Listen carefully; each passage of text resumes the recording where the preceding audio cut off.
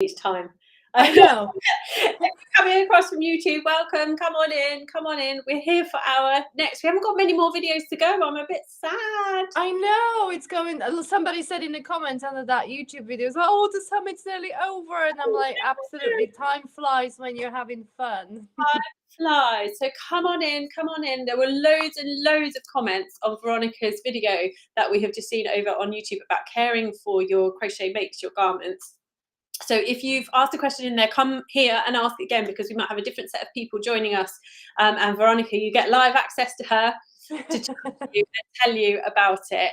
So yeah, come on in, everyone. Let's pop the code up, shall we? Oh, let's do the house key. I'm not very good at starting these things, am I? So the giveaway is in the corner there. The We Crochet giveaway to get a $40 gift card to spend at We Crochet. So make sure you go and enter that. And then we also have the We Crochet coupon code. So if you use garment 15 on We Crochet this weekend, then you'll get 15% off everything and anything that you buy. So happy days. But yeah, so I was saying earlier, I was like, this video really like eked me out. Oh, I was like, oh, it really scares me. I think I'm just too much of a wimp. But you have given me the confidence to actually think, yeah, I do actually need to wash some of my stuff. Because like when you think, it's not any more difficult than blocking, is it? It's not any more scary than that. No, that's exactly right. Yeah, you just need to give it a gentle bath, like when you bath in a little baby. So give it a gentle bath. Don't mess with it too much. Just get it in that water, squeeze the excess out, and then just let it dry flat. If you need to pin it to any kind of shape, pin it to the shape. But yeah, drying flat is your best option. And I thought it was really interesting where you sit, because where you put the pins when you were drying it was really interesting, because you went with the stitch in the pattern, didn't you? Yeah. Because it like the fabric already has its own natural density in different places, so you need to follow that, don't you? And yeah. I'd never thought of that. I was like, oh yes, here. So Julia's here, and someone asked this actually, didn't they, in the thing about pillowcases or using a mesh bag to put it in. What's your take on that? That's actually a really good idea. You know, it will kind of stop your sleeves, you know, extending the lens, pulling on them or pulling on the body. So if you keep it all nicely contained, I mean, if you're washing it in a washing machine, you know, there is no way that the water will not get through your sweater, even if you place it into a mesh bag, or even if you put it in a pillowcase, as someone else said. You know, the water will get through, the fragrance or whatever detergent or whatever you're using will get through it, but it will stop the agitation of the fabric. So it will stop any kind of you know, distorting of the stitches. It will kind of just keep it nicely contained and packed together, but still you will get either the smell out of it or whatever you need to wash it for. So yeah, that's a really good idea to do so. Definitely. Oh, and a really good question here. Do we need to block the sweaters every time we wash them? You're going to hate me for saying this, but I should have Hortons here with me to back me up. My honest answer would be yes. If you want them looking just as good as the first time after you made them, yes, you need to block them every time. But as you've seen in my video when I was working with my Holberry sweater, you've got the top part of the sweater has got like the lace stitch, and then the bottom part goes into a plain stitch. So, you know, you can just pin the top half. You can just open up those lacy stitches on the top half of your sweater and really make them stand out and, you know, pull up those open spaces. But the rest of the sweater, you know, as long as you nicely lie it flat, and as I showed you in the video, as long as like the stitches are in nice straight line, you don't have to pin it. You don't have to pin it to block it, because, you know, those stitches will naturally lie in straight rows or rounds as long as you manipulate them. You don't have to pin them. But if you want your lace to open up again as the first time, yes, you do need to block it, i.e. pin it into shape and really manipulate it to open up that lace part of your sweater. So you don't have to block the entire thing, but maybe just the parts that you can see that they lost their shape by washing or getting your sweater wet. So yeah, And I think there's like yarn memory, isn't there, of the first blocking process. So I think like something like this that has got like really clear vertical lines, you probably just need to line it up like properly. You don't need to like aggressively block it, do you? You just need to kind of remind it where it needs to be, and then just I mean, you're going to lay it flat anyway, aren't you, to dry it? And like all of these things, I think it's just worth the effort. Yeah, definitely. Worth it. It's worth the effort. And I would challenge everyone to just have a go, because once you see the difference that all of this stuff makes, you'll be like, oh, why was I not doing this before? Yeah, definitely. So I think I have an aversion to washing stuff because I had an awful experience. I crocheted a dress to wear to my brother's wedding nearly 2 years ago now, and it was like a lacy. It was called the Cynthia dress, and it was a lacy number, all over lace, and I got loads of compliments. It was amazing. And then about 9:30 in the evening, our youngest Oliver, he threw up all over me. He was sick, very, very sick. All over me, all over my husband, everyone. We had to go. And this poor crochet dress, I was just like, I almost threw it away. I was like, I just can't even face doing something with that. So I washed it, but it was just so messy. I was like, I'm going to have to really, really scrub it. And I did, and it just almost disintegrated. And I was like, well, it's clean, but I can't wear it now. Oh no! I just had a horrible experience with washing crochet, but that's my experience. Oh, Pamela's saying, I remember that dress. Yeah, it had a sad end, that dress, unfortunately. Oh no! All right, next question. Here we go. Can you wash an item and let it dry without toweling it, etc.? Just block it as it dries.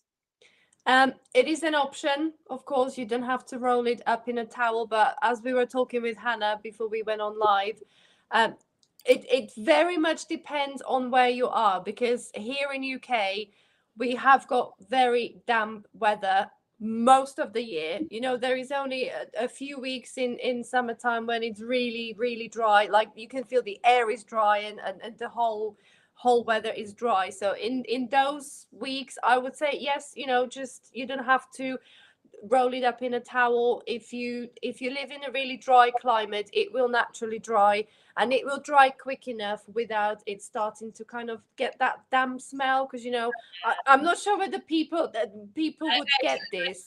Yeah, you know, this is the thing, like here in UK, if your washing doesn't dry quick enough, if it stays kind of damp for quite a while, it just gets that damp smell, and it doesn't smell very nice. So you can absolutely skip the step of rolling it up in a towel and getting as much excess water out of it as possible. If you live in a dry climate and you are sure that it will dry in time before it kind of loses the nice smell and starts smelling a little bit damp, then by all means you can skip it. But we here in UK, you need to dry things as quick as possible and help it as much as you possibly can before you leave it to kind of dry. Leave it to dry on the side. So rolling it up in a towel and getting as much of that water out as possible before you start drying it, it's a crucial step here in UK. So yeah. Oh, Melanie is asking, good morning from Oregon. Will your video be available long term so I can share it?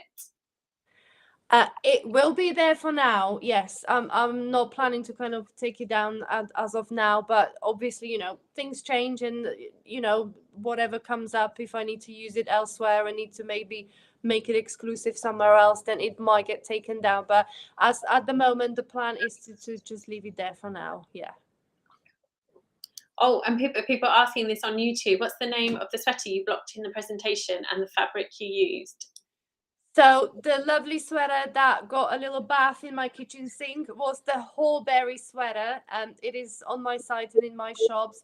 And the fabric, I used a fingering weight sock yarn. So it has got it's I believe it's super wash merino wool with added nylon in it. So if you watch the video, it's quite, because it's what we call here in UK a sock yarn, so it's quite a durable yarn. It's got that added strength of the nylon, and the merino wool is super wash. So it's been manufactured sort of a certain procedure to manufacture that yarn to make it really durable.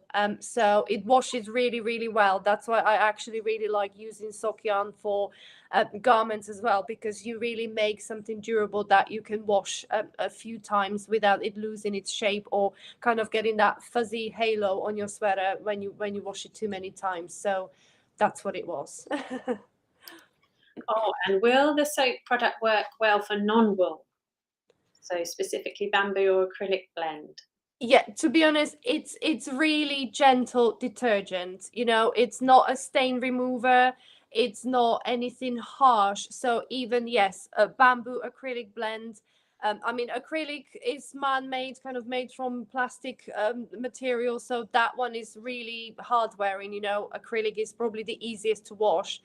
And bamboo, it is a natural yarn, but I believe bamboo's quite, it's kind of in the cotton category, isn't it? It's quite tough. So yes, it will work well. The soak is sort of aimed at gentle fibers. So if you got something more hardy like a bamboo or acrylic, it will definitely work. It'll be fine.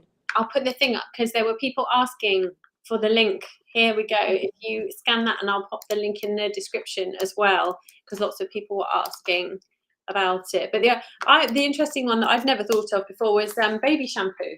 What a great idea. Yep. Because it is, you're right, it's just so gentle. Yeah, absolutely. If it's good for your new little baby, then it's good for your handmade sweater. So yeah. And there was a question over on YouTube whether the soap comes in without any fragrance. There is a kind of fragrance-free option as well. If your skin is really sensitive and you don't use any fragrance stuff, then there is a fragrance-free option as well with the soak. I'm saying, what about yarns that say they can be tumble dried in the machine? Do you still dry them flat? I personally would. Yeah, I personally, dry anything. even with store-bought items. I mean, I shrank my favorite t-shirts way too many times, you know.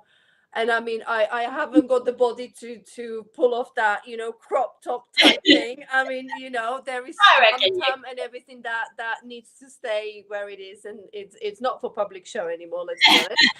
But yeah, like I said, I wouldn't trust my store-bought clothes. Some of the really precious pieces, I wouldn't tumble dry them. So I would definitely not put my crochet sweater into tumble dryer.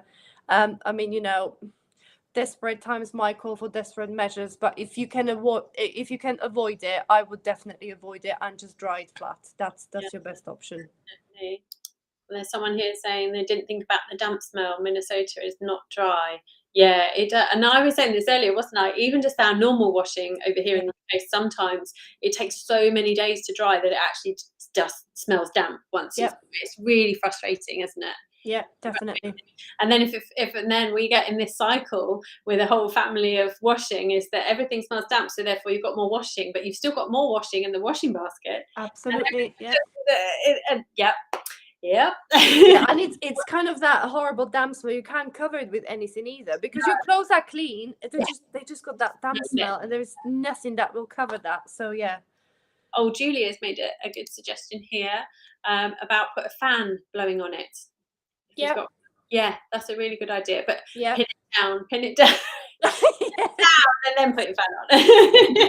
Yeah, absolutely. If you can get the air moving around your garment, absolutely. Or if you can create a draft, open a couple of windows in your room and create a draft blowing through the room. That will always help with drying your items. Yeah, and similarly, Pamela said she's used a small room heater in the winter. Yeah, perfect. Yeah, absolutely. Yeah, a little electric heater or something you can use nearby. Yeah, definitely. Yeah. Oh, and someone's asking, what are we wearing? What are we wearing? So this is my Montana sweater. So do you know what? I'll tell you a secret. I was going to wear this in a previous Q&A with Sandra, and I thought, you know, color work. But then I thought, don't be so silly. Are you trying to show off your stripy little sweater as color work? But I was like, these are my stripes. Yeah, this is as good as it gets for color work from my part. So this is Montana sweater that's available on my blog and in my shops as well. And this is my Sydney cardigan, which I've deliberately worn now, because when we were talking about stitches, we were talking about long stitches. And I'm like, oh, I need to wear my Sydney. So this has got these long treble stitches that everyone in one of the last videos was like, oh, I don't like those. It's quite an open, but I always wear it over the top of something, and it just makes it really nice and lightweight. And then it's got this thicker collar, but it's an all-in. Well, no, not quite an all-in-one jobber. You put the sleeves on, but it's worked side across. Sideways. So it's really easy. It's really easy. A good beginner one, as long as you like long stitches. But the long stitches give it a really lovely drape, don't they? It's really flowy fabric. Really comfy, and it doesn't look like, crocheted. It doesn't, So there we go. Brilliant. Lovely. What's Kira's back. Thank you for the information. I'll be investing in blocking stuff to pin it down when I make garments. Yeah, and they're so worth the investment, aren't they? Yeah. The pins and the blocking mats are definitely worth the investment for your blocking and for then your aftercare. Most definitely. Absolutely, yeah. Stacey Ann, I also turn the sweater on the other side to help it dry faster. That's a good idea. Brilliant idea. Yeah, rotate it around. Yeah. I do sometimes with blocking. Sometimes I'm really lazy. Don't judge me, everyone. If I've seen something and I'm like, oh, it needs another, I'll wet it again and I'll block it again, but I then flip it. So both sides, because otherwise, the back side does end up staying really wet for ages, doesn't it? Yeah, it does. Yeah. It dries quicker. Great idea. Yeah. Yeah. Was anyone else weirded out by the whole standing on your crochet? Don't do that. Oh dear. But I wore my Horbury sweater in one of the Q&As yesterday. I'm not quite sure. Was it the last one with Sarah? I'm not quite sure. So it is fine. I can confirm the sweater survived. It's completely fine. I can still wear it. Nothing's happened to it. Yeah, I haven't murdered it on camera. It's fine. It's okay. I don't know why I was so scared. I was just like, don't do that. Don't stand on it. Oh dear. I was saying that, I think the amount of stuff that most of my projects go through while they're being made, because they're like, sat on your lap, they're twizzled around, the kids get hold of mine, the dog very often sits on it. So they go through a lot, don't they, crochet? Or mine do anyway, the projects you're making. So actually, they are fairly robust, aren't they? Yeah. She says. Right, and I think we are a little bit pushed for time on this one, but I was going to say, if there are any more questions, just keep them coming, because we can carry on after the next lesson as well.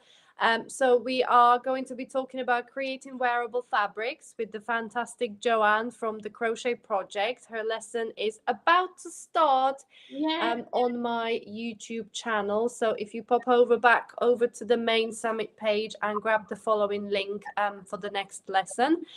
And we will see you in roughly about half an hour back for another live Q&A. And I think this one's a really good one to say that this kind of pulls together lots of the things that we've already been talking about. So have in your mind all the things that we've been thinking about yarns, about stitches, about drape, all that kind of stuff. This kind of brings it all together. So yeah, we will see you back